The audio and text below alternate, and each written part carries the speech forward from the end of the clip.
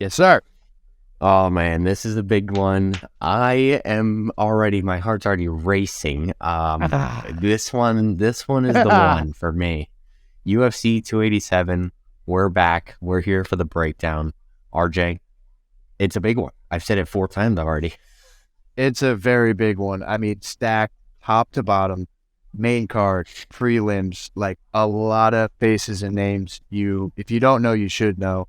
But I mean, there's just a lot of OGs and a lot of up and comers. Like this is a really, really stacked card, man. And it's no surprise, Izzy's one of the best draws in the entire company. So anybody you want to get back in the limelight a little bit or get to the limelight in the first place, it's like you're going to want to put him on a Izzy, pay-per-view. Yeah, I mean, great way to kick off the summer, spring, whatever you want to call it for us in the States. Spring. I say we just get right into it. Some honorable mentions on this card. We're not going to fully break them down because we have a lot to break down on the main card, but I felt we couldn't go without mentioning some of these. Early prelims, we got Gerald. I'm going to botch her name. Mir something. I'm sorry. And Joe Bodybags Pfeiffer on the early prelims, capping off the early prelims. That's going to be a fun one. Be sure to look out for that. I love both of them. It'll be a fun one. For sure. Sure. I'm going to botch it too. He's been in there with a lot of good guys. And Pfeiffer's been looking really good. And he has a cool story. I saw him on, I think on MMA Hour with Ariel Hawani, and he kind of told some of his backstory, and he's just like a, poor kid from Philly and had pretty crazy childhood growing up, pretty rough. And, some people could probably relate to that, but he just seems like a good guy, and he's in the gym, he's working hard. So I would actually really like to see him continue getting some wins and, make some money and get famous, man. He could probably inspire a lot of people. Great nickname too, and being so close to Philly, gotta show love for the Philly guys. Yeah, man, that's there's some dogs out there. Practically one of our local boys. So that's a good one. What else we got? We got Chris Barnett and Chase Sherman. Chris Barnett is a walking ball of entertainment. Every fight he's in is just, you just smile when you watch. 100%. He's another guy. Kind of crazy life, you know what I mean? His wife had passed away recently, and now he's single dad, raising a couple kids, but he's still happy. He still seems to enjoy his life and spread positivity to those around him. And he's another guy, man. I love to see him win, and I love to see him. He is an entertainer. He's always doing the flips, and even his fighting style, extremely entertaining. I mean, this guy. He walks around at like 400 pounds. He missed weight last fight. Yeah, if they missed heavyweight, you know what I mean? Yeah, he's a big guy, but extremely athletic. Like his dance moves and his flips, he's just a fun guy to watch. I'm happy he's just like I said for Pfeiffer, it's like I would love to just see him get more wins, get super rich, and have everybody in the world know who he is, because he's a cool guy. Yeah, it's so easy to root for guys like that who are just, nothing can bring him down, and he deserves all the best coming to him. So good luck to both of those guys. Absolutely. Now we get into the meat and potatoes. Here we go. Honorable mention too as well. The Leech and Michael Chiesa is off. The Leech had an injury he had to pull out, so that was going to be a fun one, but no longer going to happen. Best wishes to the Leech. I was excited for that fight. Did somebody fill in or no? No, I think it just got scratched because I haven't seen a replacement. Oh, that's a bummer, because that would have been a really good fight. Both of those guys are that's a weird one for me to put on the prelims, because those are guys that are pretty relevant right now. Yeah. And, whoever won that, it's definitely going to be in some big conversations in the near future. Yeah, maybe we'll get. Sorry. Maybe we'll get that one rescheduled. I hope so, because that was a fun matchup. But yeah, all the best to Leech. Hope you heal up quick, and we'll see where that goes. Yeah, and sorry to Chiesa. It always sucks Yeah. when you have a guy drop out at last minute. Yeah, just sucks. Capping off the prelims, was supposed to be right after that fight, we got Kelvin Gastelum and Chris Curtis. Kind of want to talk about this one a little bit because Kelvin Gastelum is my guy. I love him. He's like, we talked about this. He's 1-6 in his last 7, but that just does not tell the tale of how good Kelvin Gastelum is. He's got the skills everywhere. He's got the striking, the grappling. It's just, I'm a little biased because of how much I like him, but he's just so good. I couldn't agree with you more. With him, I think this is one of those things where, he was an undefeated fighter. He came off the Ultimate Fighter. He started getting some big names. He was getting finishes, and it looked like he was on a direct course to the title. Yeah. And then once he got mixed up with some of those top 5 guys, he took a couple losses, which is totally normal. In anybody's career, you can't really win them all. And what I think, this is just my opinion, but after you lose 1 or 2 of those, you should probably take a little bit of a step back, not only in the rankings, but in the competition you fight. Well, they never did that. No. They matched him up with absolute killers every single time. So it's almost like he couldn't get his head back in the right place to win again. And it's unfortunate because, like you said, Tyler, he's a absolute animal. I mean, he's got wrestling, he's got jiu-jitsu, he's got striking. This guy could be a world champion. As long as he gets his head right, he has a good camp, he's not hurt. Like, this guy has all the potential in the world.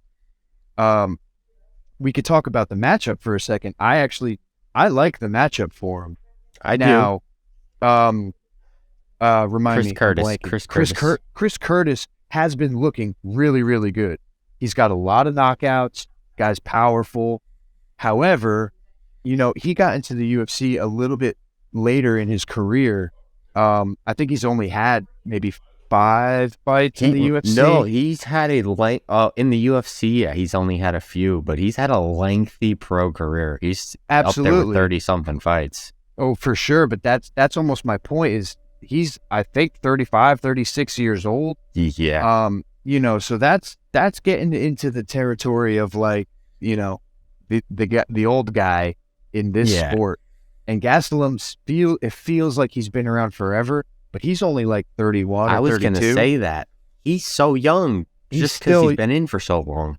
Yeah, it just feels like he's one of the old dogs, but he's still a young man. So, it's definitely a dangerous fight for both of these guys. However, I feel like I'm going to take not only the younger fighter, but the younger fighter that's had more tests inside the octagon. He's definitely fought the much tougher guys. He's had championship rounds. It's like he's done it all. So I'm going to ride with Gastelum on this one. I think he can use his experience and his skills to get this one done. No disrespect to, again, I forgot it. Chris Curtis. No disrespect to Chris Curtis, man, because that guy's a lot of fun. He's been looking really great. I just don't know if he's Kelvin Gastelum great. Because the only question I have, like, jumping on that is 2 fights, not his last fight. He had a KO against Joaquin Buckley, his last fight out. But before that, he was out against Jack Hermanson, who was really his first step up in competition. And I don't know if there was something going on before in camp, but he just didn't look like himself. I don't know if it was the competition that got to him, the lights, whatever it may be. But unfortunately, in his first step up in competition, he didn't get the job done, and ultimately, he didn't look great. No disrespect, but that's just how the ball rolled for him. So you got to question how he's going to shine on these lights at UFC 287. Totally. I mean, it definitely big spotlights on him in that one. Maybe that's why he's on the prelims instead of the main card.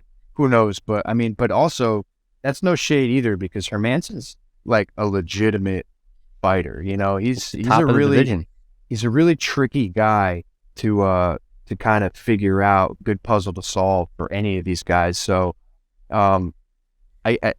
this is what makes the sport so fun. We're going to see. I believe they both have losses to Jack, actually. I think so. If I'm not mistaken, Kelvin might have won. I know they both fought Jack. I kind of want to say they both have losses to Jack. And either way, it should be a good one. I'm excited for that fight for sure.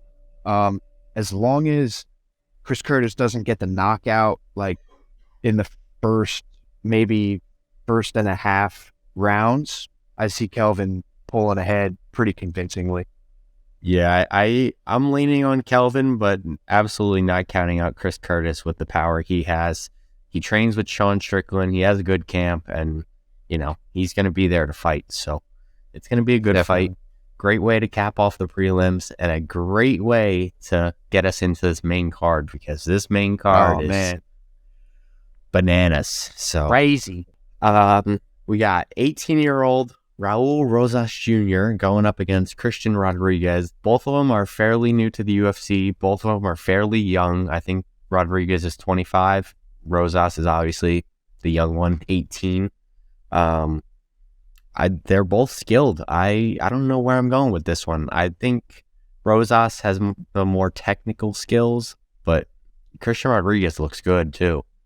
Well, so I don't know anything about Rodriguez other than what we looked up, right? So he's got like 9 wins, 8-1. 8-1. Okay, so 8 wins out of 9 fights. 7 of them were finishes. It seems like he has both knockouts and submissions. So this guy's no punk. It seems like he knows his way around a fight. And, young, fairly inexperienced. He's 10 fights is still a lot, 9 fights, whatever. But, he's still not like into that 20, 30, 40 fight range where he'll probably get in the end of his career. Rosas has been looking nothing but fantastic. I mean, we haven't really seen much of him either. But every time he gets into a fight that we watch, it seems like it's over really, really fast, and he gets a finish. So it feels like a good matchup. We were talking about it earlier. It's like, do we think it's, is this just another meal to feed Rosas? And it's like, doesn't really look like that. It looks like they gave the guy a fight. It's a definite test. I mean, this isn't going to be no walk. I mean, Rosas could go out there and make it look like a walk in the park, but it's not going to be, on paper, it's no walk in the park. Christian Rodriguez has a solid resume in his pro career.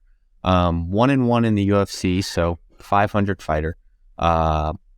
It's going to be a test for sure, but I think at the end of the day, this is going to be a big moment for Rosas Jr. He had this moment in his debut. He was on a big stage, so he's been there before. I think that's going to play to an advantage for him, because now it's not really like first fight jitters. Yeah. It's more like, all right, here we go again. Time to put on a show. And I think that's what he's going to look to do. He almost has that backpack effect like Aljo has. Once he gets your back, it's kind of almost a wrap. It's very cool to see. Kid's got skills, man, for sure. And I mean, this is, especially being on this card, huge opportunity for both of these guys. Because either Rojas gets to do his thing, strut his stuff in front of a ton of eyeballs, or, I'm sorry, remind me of his name. Rodriguez. Or Rodriguez gets to come and steal all that hype. You know what I mean? So it's really a good place for both of them to be, and I expect like a very fun fight. I'm proud of that one. That's pretty cool. Yeah, and Rodriguez is only 25 years old, so this is a big spotlight for him to get his career going. 1-1, he's got a lot of time left. So if he gets this win, spoils the party, we could be looking at Rodriguez as the next big thing. Absolutely, man. This fight game, man, it just keeps turning over. There's new people every day, you know what I mean? It's how many people get their actual chance at an opportunity like this, you know what I mean? So I'm sure they're going to both bring everything they got and fight their hearts out. Especially in a bantamweight division. We've broken down the bantamweights, and that division runs deep. Yeah, man. And this just goes to show you, I mean, someone we've never heard of unranked, but clearly a finisher. You know what I mean? Like, there's anyone in this division. It's one of the most exciting divisions in the world, like, throughout any organization. This is one of those, like, they're super fast, super technical, but can still knock each other out. Like, this is it's a crazy division, man. So these guys are trying to claw and scratch into the top rankings, for any rankings at all. Yeah, it's going to be a fun fight. I can't wait for it. Another fight on the main card that just going to be pretty much we can expect fireworks.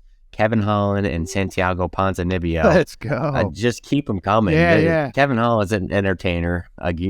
Santiago Ponzinibbio, great fighter. He's an entertainer. He puts on good fights time after time. I don't even know who I'm leaning towards on this one. I love this matchup. It's a great matchup. Very exciting. Both fighters, like you said, both these guys always come to fight. Always, a bit of showman in them. Ponzinibbio's looked good. I mean, the one that stands out in my mind, we were talking about this earlier, is the Michel Pereira fight, which, like, both of those guys were known to, like, be kind of wild and, running around and hurting people. It's like they just are. It's like, it's like it seems like they're goofing around until they put somebody's lights out. Ponzinibbio has been checked a few times in his career. He's got a couple knockout losses, a couple submission losses, maybe. I believe he's a black belt. I'm not sure, but you're probably right. I think he is. But so is Holland. Holland's, got a black belt under Travis Lutter, which is very respected. Anybody in grappling is going to respect that. And I don't know, it keeps having my phone. It's like sliding all over. Anybody's going to respect the black belt under Travis Lutter. And, Holland, I think, excuse me. Hey. Holland is one of my favorite fighters to watch, like, hands down. I love watching that guy fight. He's, he's another one. Like, he kind of like got into the top and had some really bad matchups. You know what I mean? I don't really know how else to put it. Like, styles make fights. 100%, man, 1,000%. And, like, this guy always shows up to fight. I mean, he doesn't care who it is. He's having fun in there. We've seen him take the serious route a little bit more as of recent. Sometimes. Every once in a while. But I tell you what, man, Holland is just an absolute treat to watch for any MMA fan in the world. And I like Holland in this fight. I think this is a style matchup, like, kind of tailor-made for him. It's a little bit wild guys who move forward. They're gonna strike. I think Holland's got the power and the accuracy to get this one done. I see this as stoppage win for Kevin Holland, or he drops him and gets the submission, because Kevin Holland is a great submission artist as well. He's a phenomenal grappler, and I think people overlook that too much. It's partially his fault, because he just likes to strike, and he's thrown caution to the wind against last time out. His last time out was against Wonder Boy, and he just stood up after a takedown. Got peppered on the feet. Look, they had a gentleman's agreement, and he had said, we're not going to shoot, because I think Holland has experienced the flip of that coin on the opposite side, where you just have somebody that all they want to do is grapple you. They take you out of your element. It can be very frustrating for a guy who wants to just strike and fight, not to bring them up every single time we have a video, but the Diaz boys, like, that was their thing. It's like, yeah, we're black belts in jiu-jitsu, but we want to, like, punch you. We want to fight you. Like, stop trying to wrestle me. If you're going to, like, if you want to do jiu-jitsu, we'll do that too. But, like, we want to fight, And so it can be really frustrating when somebody just pulls you out of your game plan and just holds on to you to win. Like that, we talk about it all the time. It's like, it makes for boring fights. Nobody really wants to see anybody win that way. If you can get it done, good for you. But It's just one of those things where someone like Kevin Holland deserves to kind of like stand and trade with somebody, a worthy opponent, and one of them is probably gonna get the finish. It makes for exciting fights. That's what fans love to see, exciting fights. Yeah, I think Santiago is a very willing opponent to stand and strike with, and I don't see him really trying to go to the ground too much. He probably might mix in a few just to kind of give him some looks, but I don't think that's going to be his intent, is to win grappling. Either one of these guys could mix in, take that. Let's say that the stand-up is pretty even and there's 30 seconds left on the clock. Either one of these guys could go take you down to secure the round. And it's probably wise to do so. You know what I mean? We see it all the time at the highest level. It's the guys that can do everything that end up winning. You know what I mean? And if you're one-dimensional, or if you have a hole in your game that somebody can expose, it probably will be exposed sooner or later at the highest level. So don't think for a second these guys can't grapple and all that stuff. Like, either one of them could show up and shoot for takedowns. But I think both of these guys, without the gentleman's agreement, of course, are probably going to stand and strike with each other, and it's going to be very entertaining. I got Kevin Holland. You got Kevin Holland? That's my boy, man. He's so fun. He's like someone I want to hang out with. You know what I mean? He runs down Put him in the birthday party. Yo, yes! Kevin Holland, number 4. Kevin Holland, you're coming to my birthday party. Holy smokes, Tyler. I gotta get on board with this birthday party. I haven't added one yet. Oh man, that's the perfect addition. Tyler, thank you so much, bro. It was right there. It's so true. It's like, Holland, you're the next, bro. I love that guy. Like, I want to hang out with him. He chases down bad guys in the street. He talks shit. He's never too serious about nothing. He's always just having a good time. He's loud and boisterous. Some people call him big mouth, but when he loses, he takes it like a man, bro. Like, this guy in my book does everything right. I have nothing but respect for Kevin Holland. Love watching him fight. I'm backing him on this one. I think stylistically speaking, I think Kevin has the better striking. I believe he has the better striking. I think absolutely. So. Not by a long shot, but I think he just has that edge. And he has the experience. His debut was against Thiago Santos. I mean, he's been in there with some dangerous men. Absolutely. So I just think this is a fight that favors Kevin Holland, and I am leaning towards Kevin Holland, but Santiago is a very tough opponent. Yeah, I think the only time he's ever been knocked down or knocked out was that weird, like, headbutt, and then he, like, came back and then got choked, and then it was ruled a no contest. Like, that whole fight was wacky. But I don't think he's ever been knocked out. I don't even think he's ever been knocked down. He's another one of those guys, man. Kevin? Are we talking Kevin right now? Yeah. Yeah, I don't think so, because he stopped on the stool against Wonder Boy. He never got knocked down in that he broke his arm. Wonder Boy kicked his arm in half. Dude, that was brutal. Just trying to block head kicks, and broke his arm.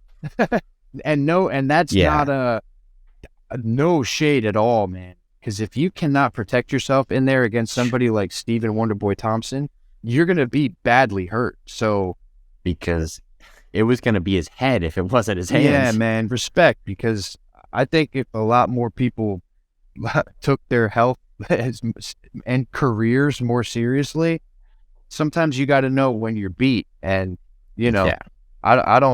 I think he did the right thing, man. And I love Kevin Holland. So too. I'll say it again. Love Kevin Holland. I'm riding with him to death. Let's go. He's on the birthday party ride list, or die. number 4. He's on the list. Oh, man. Yeah, that's going to be a great fight. Fight of the night contender for sure. Another fight of the night contender, which I think is going to be fight of the night. Rob Font and Adrian Yanez. We were talking about this one. We've been waiting for this moment.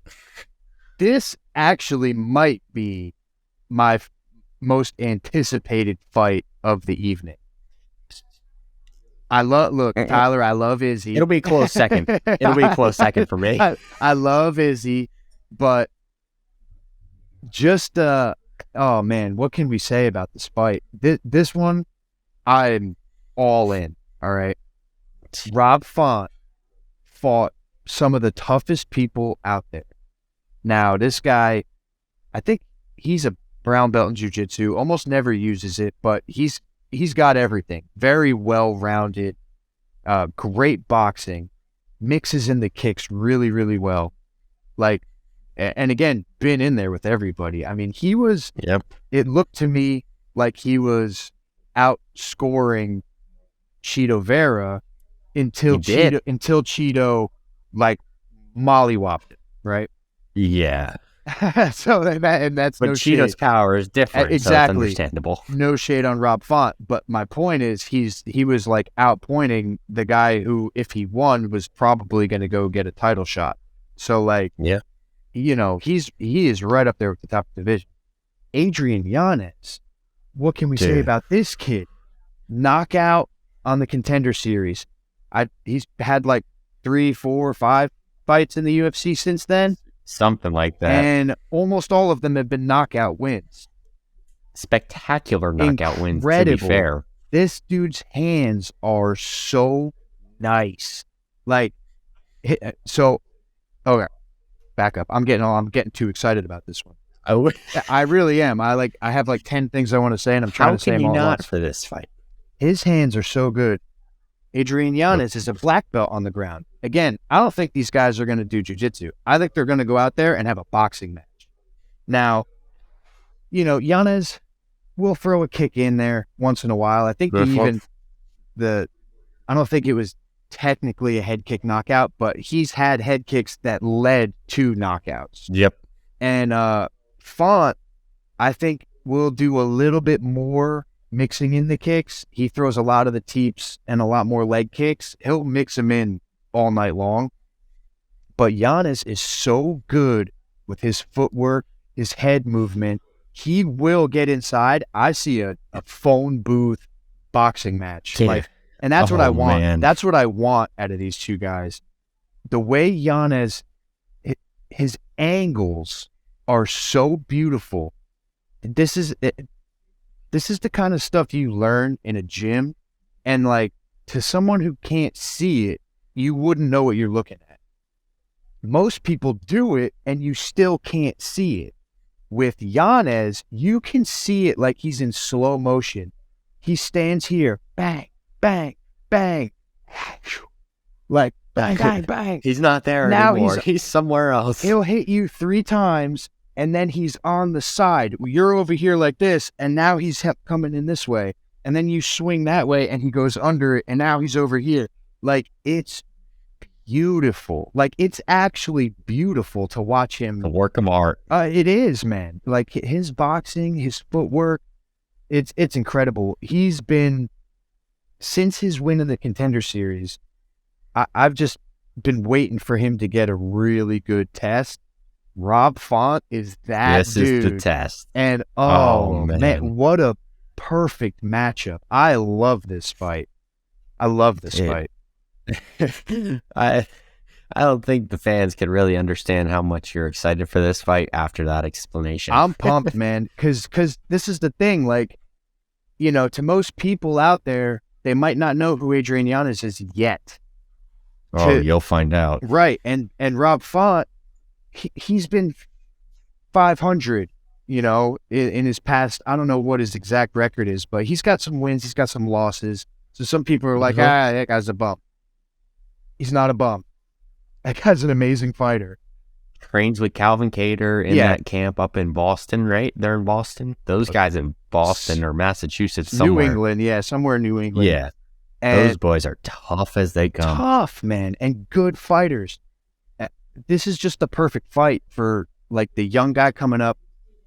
The guy that has a little bit more experience is, like, trying to keep his spot, but he's not over the hill. This isn't one of those things where we see the young guy come and take out the old guy. This is like, this guy's fighting for his spot, but he is still very much relevant in this division. So both of these guys are going to put it all out there. This is one where you see those guys' eyes, and it's going to be like, this is a real fight, man. I am so excited for this one. I'm going to make a prediction. Oh boy. I know. We go. I've been thinking about this for like months, and I really have been. I'm going to ride with Adrian Yanez. All right. I think his footwork is going to be too good. I think he's going to be so fast. This is one of those things, right? And this will be my last little spiel on Yanez. I'm letting you take the wheel on this one because I know how much this one is exciting you. This one's good, man. I think when you watch their fights, Rob Font probably has the more obvious power. Like obvious power. Like he hits you and you can... Really? I think because when he hits people, he puts a lot into it. And people get hit and they stumble and it looks like a car crash. Yanez has that. What did Connor say? Precision beats power, and speed and timing beats speed. Yeah. That's what I think we're gonna see. Font looks fast and powerful, but it's gonna be like Yanez just hits that perfect spot right on the button, and then he's out. The dude's a ninja, bro. I'm going Adrian Yanez. I want to say I love Rob Font. No shade. Not a bum. Great fighter. Any other matchup, I'll probably back him. I backed him against Cheeto Vera. Don't tell Cheeto that when he comes to my birthday party. But Adrian Yanez is, in my mind, a future champion in this division. And I think this is his time. I just think it's his time. One of my favorite moments in recent memory is Adrian Yanez getting that knockout. I forget his name, I'm sorry. But he gets that knockout and just double flips him off. Yeah. One of the greatest pictures in UFC history. Oh, just standing over picture. Him. The ref pushes him. I'll put it in right here. It'll be right here. It's popping up on the screen. Epic. But that picture is one of the most iconic pictures already. And Adrian Yanez isn't even at the top yet. Man, and he hit him with the bang, bang, bang, bang. Like his combinations are ridiculous, man. Oh, I love could go all day. Absolutely. And like, you know, if you listen to me talk about fighters enough, you'll notice the type of style that I just love more than any other style, because there's a million styles, but there's really only like 3 or 4 that work consistently, right? Yeah. My favorite, really good boxing, really good jiu-jitsu, and like good enough wrestling and good enough leg kicks. Like I think if you have good enough wrestling, you can check a kick once in a while, maybe throw one of your own. But if you highlight boxing and jiu-jitsu, you're my guy. That's what I love. That's what I love. You know why? Because that is you. That's you as a fighter. That's my style. Absolutely. We go through camps in MMA training, and I can't get away from your hands. And you're that style, and it's so frustrating to go against. It's exciting. I mean, it excites me not only just to do it, but to watch it, because boxing is like such a pure form of fighting. Like kickboxing, no shade, love it. But the distance, I hate it. I hate the whole thing. That's where I live. Yeah, well, and that's the thing is we have a ton of kickboxers in our gym, and it's like, I want to go in there and get my hands on you, and you kicked me from halfway across the room. Out, yeah. I don't like that. Get over here. Come here. Let me get my hands on you. And then it's the same thing in the grappling. It's like, if we're going to grapple, it's like, let's try to choke each other. If you're just going to hold on to me, it's like, man, come on. What is this? It's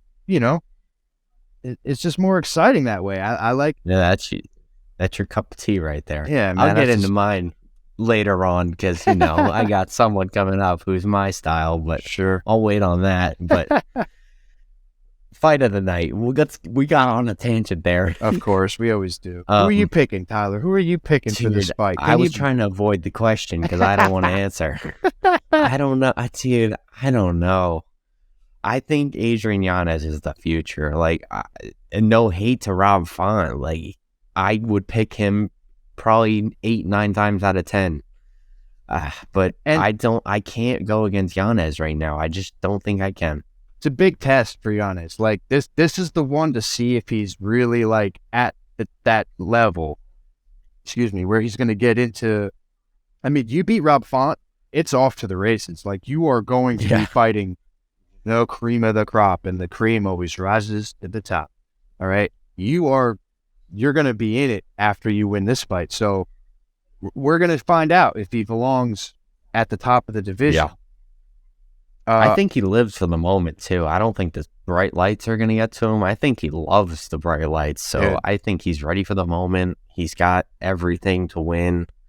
It's hard for me to go against Rob Font, but I think I'm rolling with Adrian Yanez. I think you made the right choice, Tyler. I don't know. We could be wrong. We're wrong all the time. We could be wrong. If Rob Font makes us eat our words, I won't even be upset. No, me neither. We'll come and give him props on our next, on our next show. But Yanez is an animal, dude. I love watching that guy fight. It's gonna be I think it's gonna be a war for 15 minutes or less. But I don't know if I see a finish. I might see a war for 15 minutes. I think I see a finish. I think I see it. If with those two, it's hard to say there won't be. I just don't know. I think they're both going to have some grit, so they might make it the distance. I think that's almost what opens up the finish. And it's just my opinion. Font is not going to back down. Yanez is going to put him in some spots, I think, that are going to be real deep. And he's going to continue to try to fight back. And I think Yanez's accuracy and his precision and timing is just too good, man. I see a knockout. I do. Yeah, that is very fair. I just think after seeing it, I can't believe Rob Font made it 25 minutes with Cheeto, how that fight went. So I just don't know how you finish Rob Font. Well, but again, Cheeto's always waiting for that one shot. Yep. And if he gets it, you might be in trouble. But the puzzle isn't quite the same. Yanez is going to put hands on you over and over and over and over and over, and he's going to be this far away from you the whole time. So, like, if he sees you hurt, dude's got a killer instinct. He's going to back you up against the cage and put combinations on you until you drop. I love that guy. He's like turning into one of my favorite people to watch. You know what I mean? All my old legends are retiring, and now I have to find like new guys to like fall in love with. New dogs. Adrian Yanez is one of my guys. Mark my words, that guy, he is the future, like you said, Tyler. That guy's, keep watching him because he's exciting, man. I don't even. We could keep going. I know. We gotta move on. We gotta move on. We got 2 more fights after that. I know. Like we're done after that. Oh my goodness. We got our co-main and main, but gonna be a fun fight. Adrian Yanez, Rob Font. Got to cut it there. Let's move on to the co-main event, which is gonna be another one where I don't really know what's gonna happen, but it's gonna be entertaining nonetheless. Gilbert Burns and Jorge Masvidal. I almost forgot. I wish this fight was 25 minutes because they both could go 25 minutes, but for it's sure 15. Yeah, I think the shorter fight is probably good for Masvidal. The longer that fight goes, I can't really see it being. It'll start like looking. Every time Masvidal faces a heavy grappler, and they realize that they might just be able to win rounds and try to sap some energy, they do. And that's not to say, like, I'm sure Masvidal, look at the last 3 fights he was in. Colby Covington, Kamaru Usman. So if we're going to pretend like Masvidal hasn't been fucking wrestling, excuse me, sorry, YouTube. If Masvidal... Just a stylistic nightmare, the last 3. Absolutely. But if you think he hasn't been wrestling, for the past like 2 years to like, especially at American Top Team yeah, with Bo Nickel and all those guys. so many wrestlers. So I'm sure he's more than ready to defend some wrestling if he has to. You know, I mean, the first fight with Usman, he actually looked good defending takedowns. The second fight, His pretty takedown decent. yeah, It's really good. I mean, he has. it's phenomenal. Yes, yeah. Like, you know, people, the wrestler's style keeps the pressure on him and makes him look bad, but Yeah. he does a great job at staying on his feet. Burns loves to brawl. So That was my question. What's his game plan? Because that can make the fight. I think unless he gets hurt, I think he'll stand and trade. That's my opinion. I think unless Masvidal clips him with something, which I think he will at some point. Yeah. This might be one of the harder ones to call for me. Me too. Because I could see it going a few different ways and being like, yeah, that makes total sense. I could see Burns coming out and putting on just a master class, mixing the striking, mixing the grappling, and just like totally dominating Masvidal. I could see that. I could also see Masvidal coming out, stuffing 1 or 2 takedowns, keeping it on the feet, and hitting Burns with some 3-piece and a soda. You know what I mean? Masvidal, people sleep on Masvidal, man. I'm not ready to jump off the train yet. Like, No. this guy had an incredible past couple years. If you take out, you know, what happened with Kamaru and Colby, who again, stylistic nightmares for this guy. Not that Gilbert Burns is doing him any favors, but you know, he's the first one to knock out Darren Till, first one to knock out Ben Askren, put a beat down on Nate Diaz. Like, this guy's that hurt you to say right there. It did. That one hurt. It did, man. And we've talked about this before. I'm all on board with like Nate would have picked up a little steam and probably just ran out of time. He would have had some more moments in that fight if the referee didn't stop it. You know, unless you kill that man, he's going to keep coming after you. And all he needs is a shot. If he needs one shot or one quick quick like submission catch, like that guy can finish anybody in the world. I love Nate Diaz. Nate's coming to the birthday party. Ring the bell. Number 5. Bing, bing, bing, bing. And well, I need them all, then. I need Nick. I need Nate. But I don't know if they would be like too cool for me. I would almost be like, hey guys, and they would be like, sup? And I'd be like, shit, what do I say now? You know? It'd be intimidating. I would, you know, they're like too cool for me. But Masvidal Yeah. is that fucking guy. Keep doing that. Is that guy too, man. Masvidal can fight anybody in the world. He's been fighting for probably 30 years. I don't know how old he is. At least 20 years. Yeah, definitely. Street Jesus, man. This baptizing people. You know what I mean? That guy can put your lights out. He's a really good fighter. A pick, man.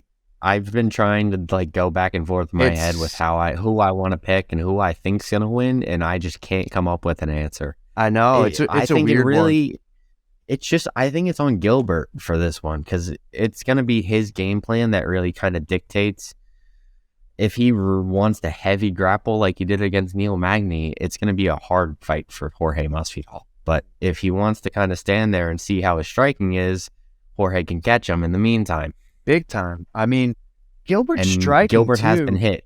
Gilbert gets hit. Gilbert does get hit, but Gilbert also has power. So yes, this one's weird, man. Every time I want to say a name, I'm like, man, but the other guy, like, it's tough, man. Like, this is one, okay, my heart, we'll do one of these. My heart is saying Masvidal. My head is telling me Gilbert Burns. I think the odds on this one are kind of outrageous. I think Gilbert's like a heavy favorite. I don't think the odds do it justice. Well, then if you're a betting person, put some money on Masvidal just for fun. If the odds are that crazy, because this guy has a chance to win, man. Like, Masvidal, more than a chance. much more than a chance. Masvidal is a competitor. People want to call him whatever because of his losses, but like, look, this guy's been fighting a long time. He's got just as much of a chance as anybody at catching Gilbert Burns. Who thought Darren Till was going to get knocked out by Jorge Masvidal? If you predicted that, you're out of your mind. Who thought that? Exactly. Like, because Darren Till's first of all, he's way bigger. He's the younger guy. He's super skilled and technical stand-up fighter. He was the next big thing. He was the thing, and Masvidal basically like messed up his career. Like, sorry, Darren, but Ben just how the Askren. thing went. Ben Askren was about to be on his way to becoming like a 3 organization champion, and Askren took him out in like 4 seconds, man. Like, we traded Demetrius Johnson for Ben Askren, by the way. Just to put that out there. But at the time, it was an okay, but looking back. I know. Hindsight's 2020, but I think that's still a good trade, honestly. It was a fine trade. Askren's the man, and like, he's another one. He doesn't get enough credit because of like the way the end of his career played out, and then like obviously what happened with Jake Paul. But Askren, I mean, he went undefeated for like a really long time. He was undefeated for a while. Incredible wrestling pedigree, multiple world championship belts in MMA organizations. Like, that's no slouch. He beat Diego Lima, like, very, very good fighter. So for Masvidal to like be like, I ain't scared of you, and I'm gonna run across and knee you in your neck and like put you unconscious for the next like 3 weeks. You know, Masvidal can get anybody if it's his night, and he's had a kind of a string of not his nights. So this might be time for Masvidal to make a big splash. If he does, I say he's calling out Colby or he's calling out Leon. If he was smart, he'd probably call out both of them just to make, because you because you might not get either, you know. But call them both out and see what happens. Might as well. You have to. Like, if you're Jorge Masvidal, you have to win. He cannot become one of these. Yeah, this is a must-win. 0-4, 0-5. This is like, he has to win this if he ever wants to think about, you know, fighting the top guys ever again. And as far as Burns goes, he's almost in a similar spot. But he has a little more leeway, but it's still pretty much a must-win for him. Prove that he's still at the top and Masvidal is on his way out, because that's kind of what this is about. It does seem that way, you know. I mean, lost to Kamaru, lost to Hamzat.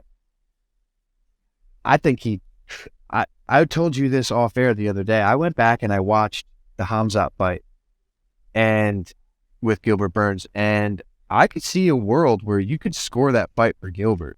It was in no way. It was close. It was not like a lopsided fight by any means. Like, that was a real fight, man, and very exciting. Gilbert Burns, another one. He'll take on anybody you put in front of him. Yep. Nothing but respect to the man. Jiu-Jitsu world champion. Like, I'd love to see him hold the belt one day in the UFC. This is a tough fight for both of these guys. Again, and then we'll leave it to rest. My heart says Jorge Masvidal. My head, Gilbert Burns. We'll find out. I'm kind of on the same page there. I didn't put my full pick in, but I'm kind of on the same page. I would like to see Jorge win, but I'm a big fan of Gilbert as well. So my heart is kind of 50-50, but my head is more Gilbert. But I'll just say Gilbert. I'll say Gilbert. Full pick. You going with it? Gilbert Burns. All right, good. I'm going Gilbert Burns. Full pick. I'll just make a full pick. Might be the smart pick. I don't, you know. We're having trouble capping off any of these because all of these fights are so fun. And this next one is no different.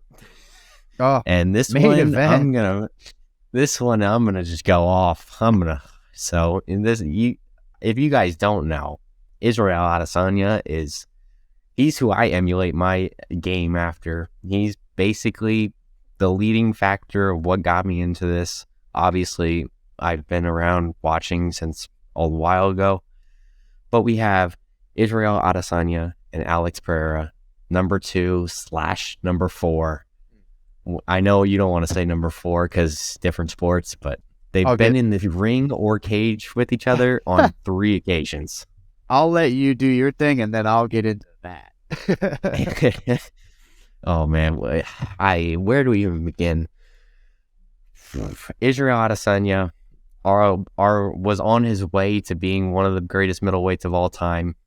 Anderson Silva still holds that crown for me, even as much of a fan as Israel I am. Anderson Silva is the middleweight GOAT. Israel had 5 or 6 defenses, I think. I forget. Then here comes Alex Pereira from a Glory double 2-division champion, makes his way to MMA just to kind of go at Adesanya. Gets a few wins along the way, and then Israel is not going to back down. So he basically called out Pereira after his win and was like, yeah, I want him next.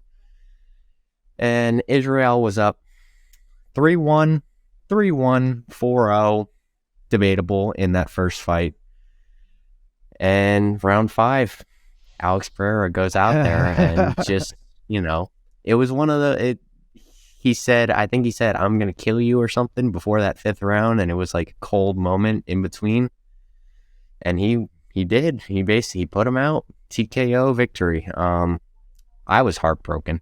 Out on his feet. Yeah, it was. It sucked to watch that, honestly. Especially after he was doing so well, right? Like Izzy was controlling that fight the entire time. Pereira was putting the pace on him and the pressure, but the way Izzy was handling it and doing his thing and then getting out of the way, like he was definitely racking up the scorecards. Like in my opinion, I thought he looked incredible. And then I just watched it back yesterday, or was it? I think it was today. I don't even know. I've watched it a lot of times since it's been out. So it was a game of inches the whole time. Sorry to cut you off. No, you're good. Like leading off your point of Israel was kind of controlling, even though Pereira was putting the pressure on.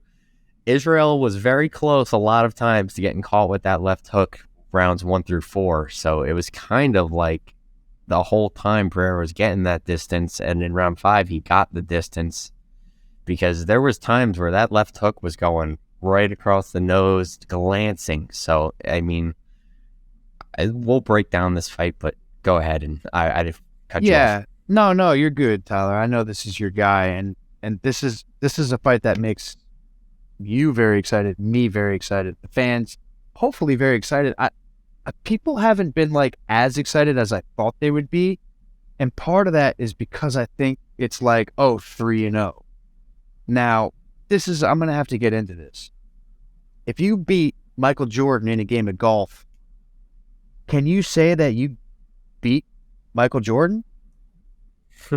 and now, before everybody rolls their eyes, I don't know where you're going with this, so I want to see where you're going with this.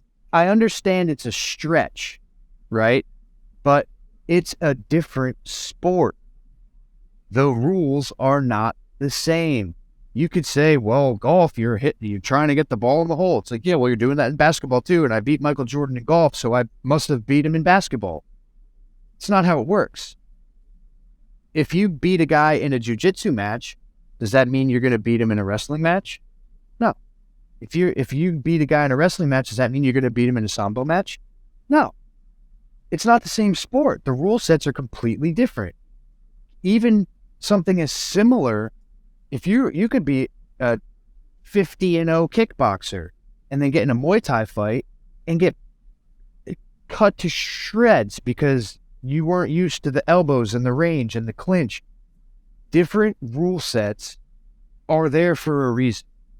Mixed martial arts is not glory kickboxing, right? Now, are they similar? Yes. Are they both kickboxers? Yes. I understand all that.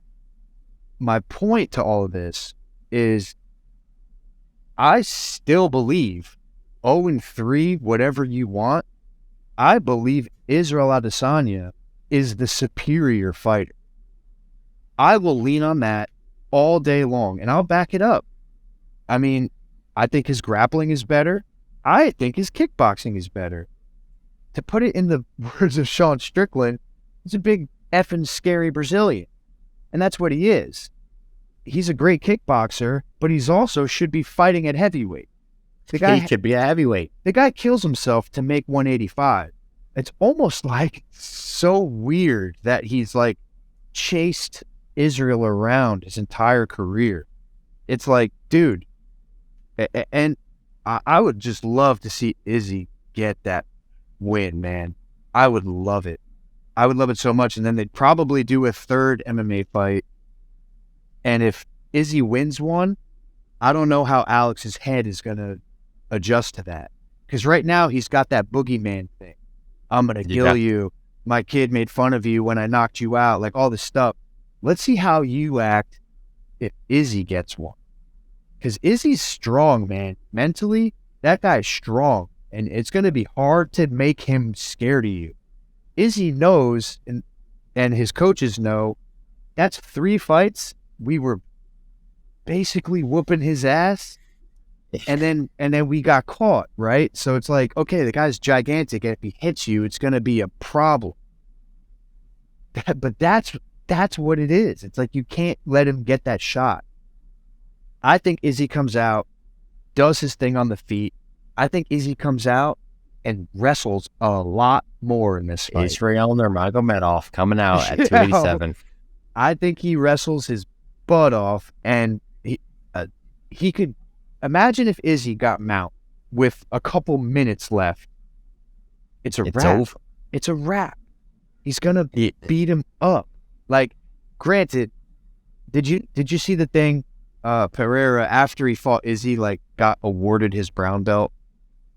Oh yeah, oh my god! And for those of you that don't know, Izzy's a purple belt, and a legitimate purple belt. Andre Galvao gave him the purple belt. Andre Galvao purple belt. Not just that, but like there's footage of him wearing a gi and training Brazilian jiu-jitsu the right way. So it's like he got his purple belt. Respect, dude. Hats off.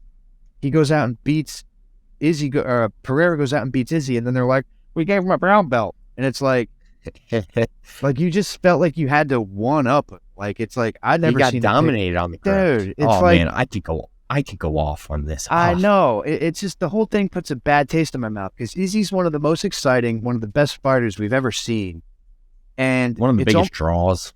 Everything that you want in a champion is Izzy. He calls his shot. If you go back and look at all his post-fight speeches in cage, he calls out who he wants next and gets it. He's gone through the whole division, some of the guys twice. So you got this guy, Alex Pereira. The whole story was, he beat him in kickboxing. So he's got, 4 fights? They put him in the UFC, give him a title shot. It's like, who's this guy? Like, okay, I get it for the hardcore people that know he's a kickboxer, he's a 2-weight division champion, all that stuff. Yeah, that's great. Why is he getting the special treatment? Because he's tailor-made to beat your best guy? The whole thing puts a bad taste in my mouth. It's like the UFC, like, just set up your own guy, you know? Yeah. I think as long as Izzy can get through his head, like, don't try to just kickbox this guy, make it a mixed martial arts fight, I think Izzy wins this all day long, makes it probably look easy. Yeah.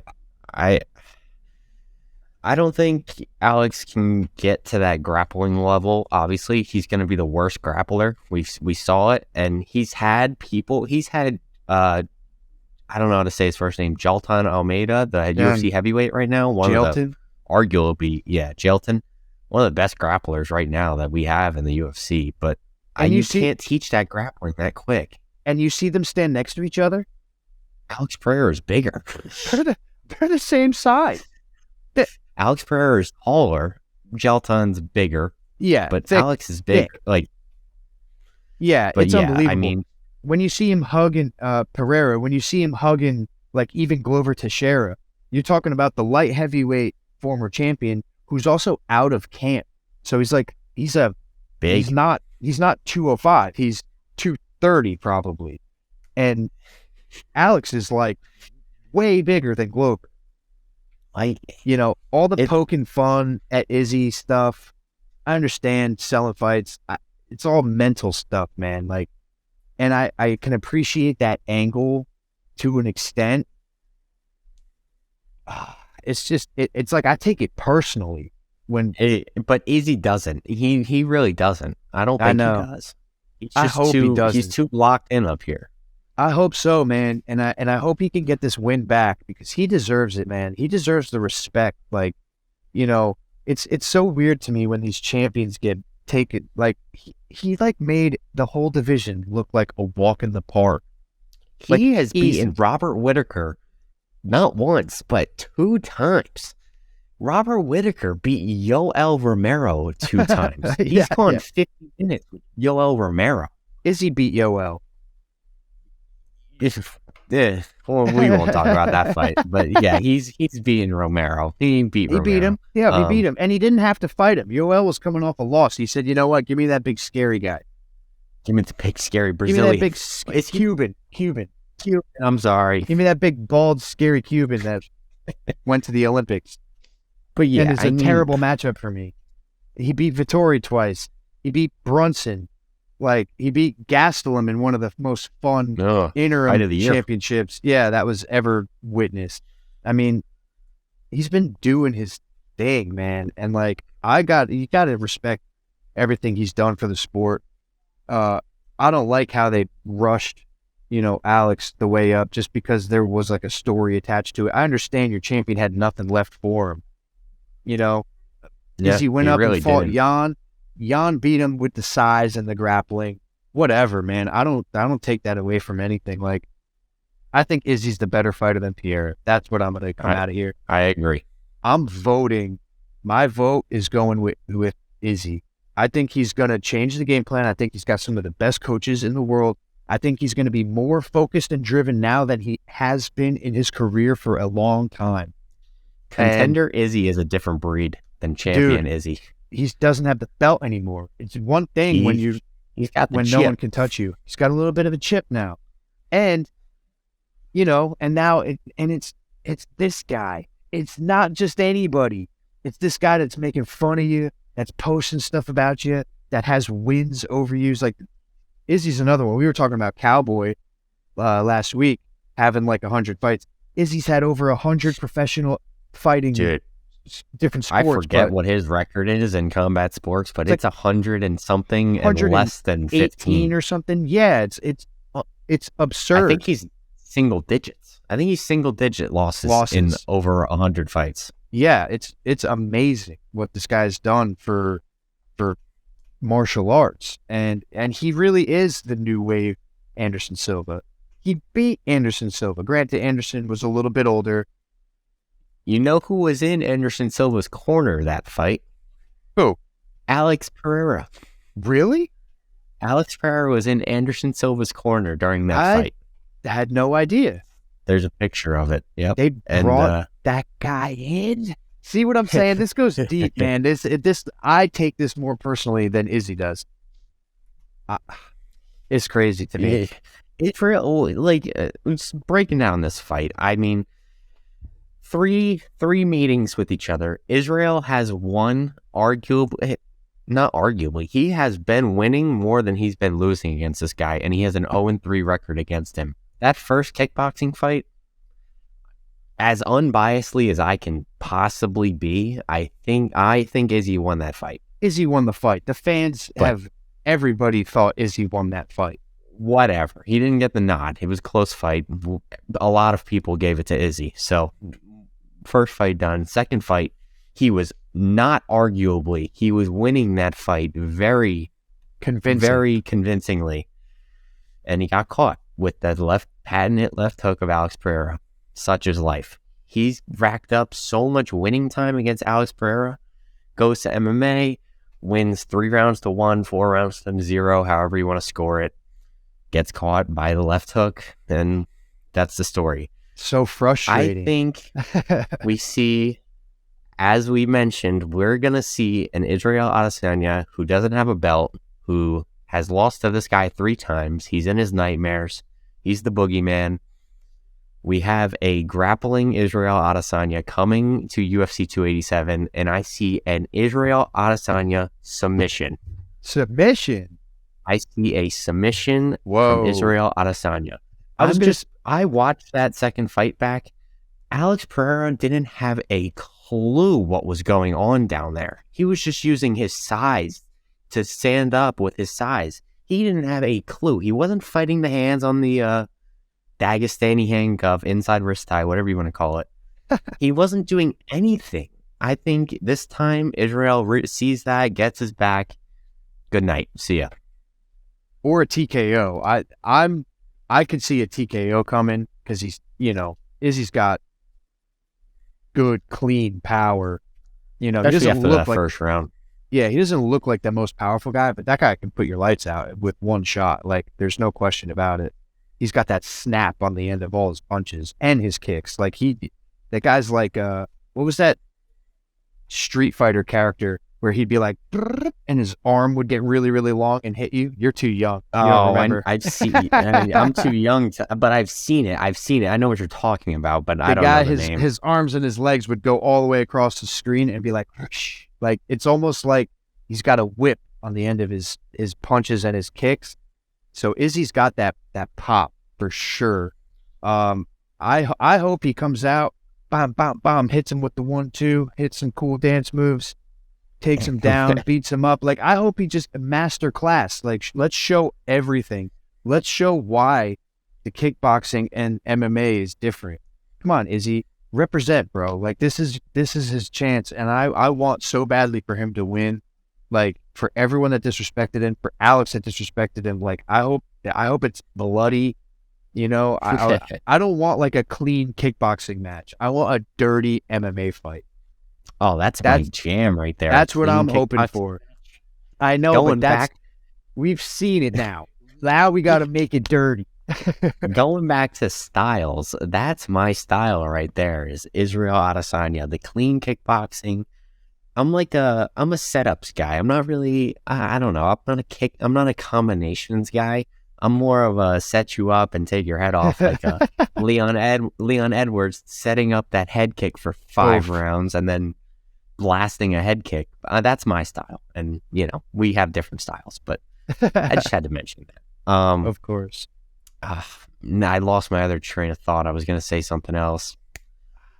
I lost it. It's all right. I just I hope Izzy can pull this one off. I believe in him. I do. I think he's the better fighter. I've said it. I'll say it again. Like, I think Izzy's the better fighter. I think Pereira needs to. This is the other thing, right? We'll just talk about this for a second until your thought comes back into your head. I got it back. But go ahead. Finish your thought. I got it. The UFC doing Izzy dirty like this and bringing in basically his Achilles heel is maybe the dumbest thing they've ever done. Let me explain why. First of all, he's your biggest draw. So you just killed your biggest draw, right? Good for you, dummy, right? Then, okay, but then look at the rest of the division.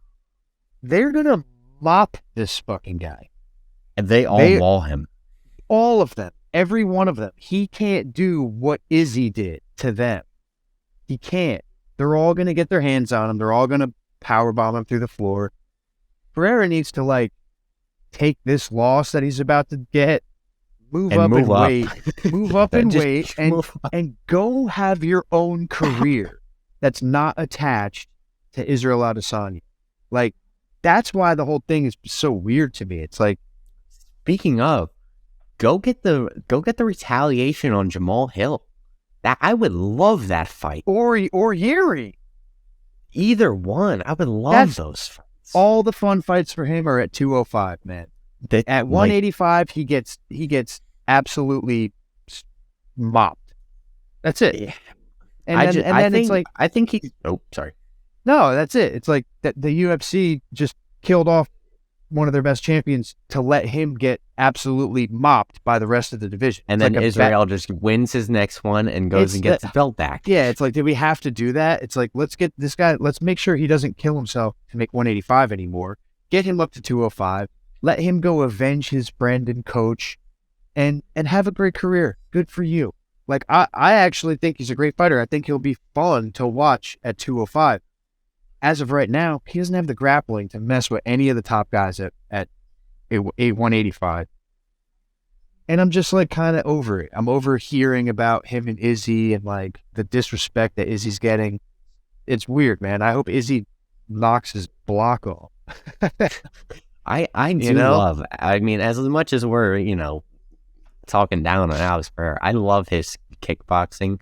I've seen some, like, I've been watching the fights. I've seen some of his setups, as I just mentioned, his setups and like what he does to set up his power punches. I put them in my own game and they work. I won't even like give the setups because they're, kind of keep them in the back pocket. Secrets. But they work. I promise they work. So I love his kickboxing, but I just don't like the whole storyline. And I think he'll probably end up moving up. Maybe regardless of what happens next weekend, because I don't think he makes 185 much longer. No. If he wins, it'll probably be like he'll attempt the champ thing, and the UFC will probably let him do it. Even though he's only fought in the company 3 times. If he loses, they'll probably do the trilogy. I don't. They probably will, but I just don't know if he'll do it. He might just go up. He should. I mean, what's really left to prove? Like, you got the wins in the kickboxing. You got the first TKO. Good for you, man. Like, just go on with your career. It's like, I'm okay with that. I like that. That's why I think people aren't as excited about this rematch as they maybe could be or should be. Like, yes, it's a great matchup. It's definitely an exciting fight. But the whole thing, everyone's like, oh, well, 0-3.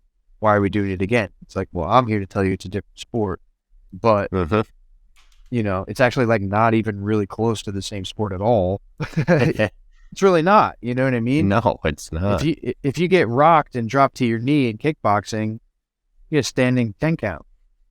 Standing 8, standing 10, whatever it is. That doesn't happen in the cage. You know what I mean? You got sick by the bell in the first round. You did. Imagine if Izzy had a couple more seconds to work in that first round of the last fight. If he had a few more seconds. Finished, bro. He was all wobbly on skates. Like, let's go. He was jello. Yeah, so I hope Izzy pulls this one off, and then we can just like be done with this conversation. Yeah. The last point I had was just like the fight itself. Israel said in the first round, like one of the first few kicks that were landed, he got hit on that peroneal nerve on your leg. So I don't like that. Definitely affects your mobility. So I don't know how much that played into his 5th round, like not being able to defend or move as well, but that could play a difference if he doesn't get kicked there this time. Just, thoughts that I had that I wanted to mention. I'm sure he's going to eat a couple leg kicks. It's like, yes, but that one's more like placement. That one's not just like calf kicking your leg off until you can't walk. That one's just all it takes is one. So if he doesn't get kicked there this time, maybe his movement's better. I don't know. Just a question. Just little things. I think just mixing in the wrestling alone, even faking shots alone will change this whole thing. Because Pereira doesn't have the experience. You don't even have to wrestle. You just have to pretend like you're going to wrestle a few times. And you got to shoot once, I think. I'm going to do this, and then start feinting, and then he's going to be all sorts of whack. Throws his timing off, throws his distance off. Now everything is up in the air, and that's when Izzy hits you with that whip, So Izzy's a master of feints. So let's just get some wrestling feints in there, and then let's throw his head off and let's kick his head off. I hope he comes out in his gi. Like George St. Pierre? Yeah, I hope he comes out in his gi. But I guess we'll see, That man. would- What a card. What an event this is going to be. We've been going now for what? Hour 15, hour 20? 15. Yeah. It's crazy, man. I mean, So, we could have kept going. We had to cut ourselves off because, we just couldn't stop talking about these. I know a couple of it. You with Izzy, me with Yanez. Gilbert and George. Oh, man. The whole card. Whole card, man. Kind of went off the rails, but, this one's kind of emotional for all of us. Me with Izzy, you with Adrian. Who else is on this card? Kevin Owens, a show. I mean, Holland, this one just Gastelum. went off the rail. Yeah, like there's just so many. There's so many great fights on this card. I'm very excited. I hope everybody watching this feels how excited we are for these, and let us know what you guys think. Give us your picks. You know what I mean? We gave you ours. It's never easy to pick because then you leave yourself out there to look stupid. Yeah, you picked Jorge to win. I know. Hey, man, because it's the fight game, and I've been, it's like, because that's what I think sometimes. I told you how. I explained my thought process. That's what we're doing here. But tell us what you guys think. Tell us who you think is going to win, and come make fun of us if we're wrong, please. We'll embrace our losses and take our wins all day, man. I'm wrong all the time. Totally happy. Yeah, that's our UFC 287 breakdown. We filmed this a few days earlier than we normally film these, so now I'm already anxious to see this card, and we have to wait a while. That's all right. Put it out, get the people talking. Yeah, but we're talking about it. I'm like, all right, is it this Saturday? Oh no, it's next Saturday. It's all right. And we're off, no card this weekend, so we kind of just gotta stare at the wall. Yeah. I mean, we've had a couple big events kind of leading. We've had one or two a month. So March was big. March was very big. Yeah, they're sort of making us wait for this next big one, but it's worth the wait. I mean, 100% worth the wait. This is a crazy card. The whole prelim could have been like a fight. Yeah, it could have been a fight night. Absolutely. That's all we got. Yeah, I'm tapped. That's all we got. We didn't just talk for an hour and 20 minutes. Sorry. We gave you your picks. Like RJ said, put your picks down. I'll be looking at them. I'll see, do you agree, disagree, whatever. Like, comment, subscribe, as always. Hopefully this will be up soon for you guys. RJ, you got anything? Love you guys. Follow. And we'll be back. I don't know what the next video is going to be, but we'll be back for the next video. Something. We'll record something. Tell us something fun to do. We'll just come up with some nonsense to talk about. We got plenty. We have some fun topics too, but if you guys want anything specific, fan questions, that'd be fun. But I'm clocking out. My brain's fried. I'll see you guys in the next episode. Peace.